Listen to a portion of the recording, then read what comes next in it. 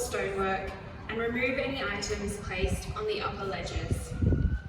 If you are feeling faint or unwell during the ceremony, sit down or approach one of the Visitor Services officers. And in the event of an emergency, follow the direction of memorial staff.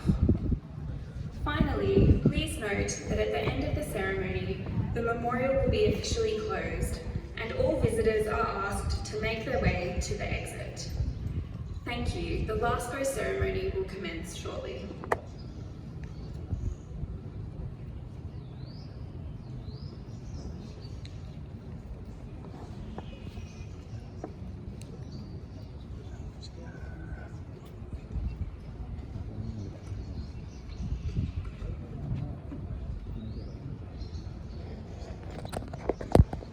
Good evening, visitors. Welcome to the Australian War Memorial's last post ceremony. My name is Joanna Butler, and joining us today from the Australian Army is Warrant Officer Class 1, Joanne Davey. We welcome the veterans who have served, those that are still serving, and the families that love and support them. The live stream of this ceremony is made possible by the Returned Services League of Australia and the RSL and Services Clubs Association. We welcome members who are watching the broadcast of this ceremony across Australia. During this evening's ceremony, wreaths will be laid at the base of the pool of reflection by visitors to the memorial and students on behalf of Stella Maris School visiting from Beaumaris, Victoria, and Emmanuel Lutheran College from Butterham, Queensland. If you are able, please stand and join in singing the national anthem.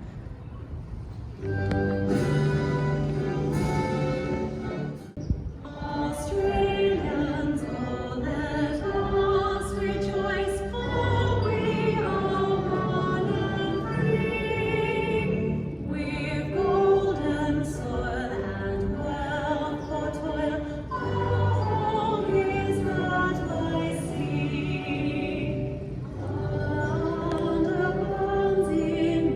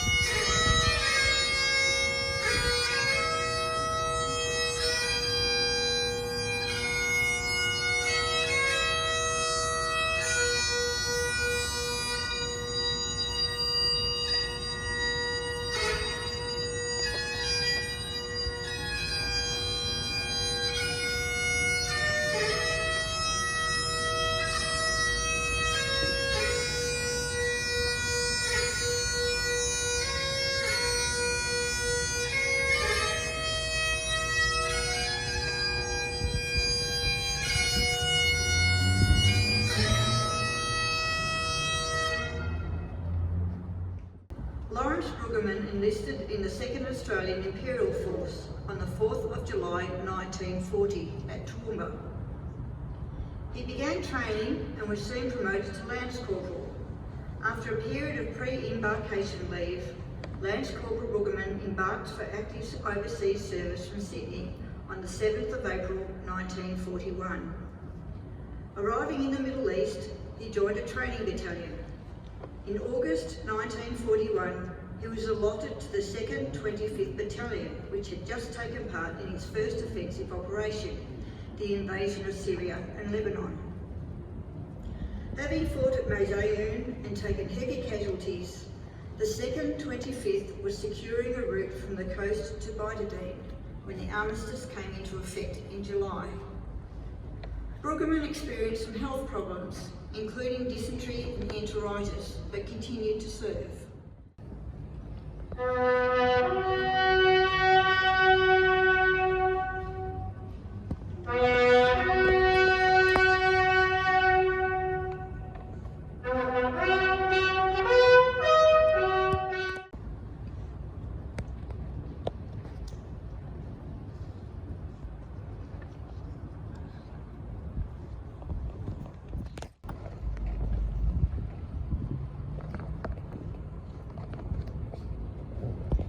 We leave you this evening with the words of the memorial's founder, Charles Bean.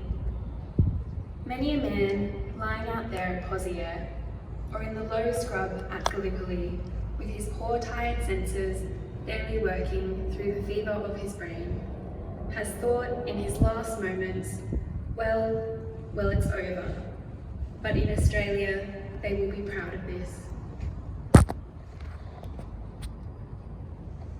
Ladies and gentlemen, girls and boys, that concludes the last post ceremony.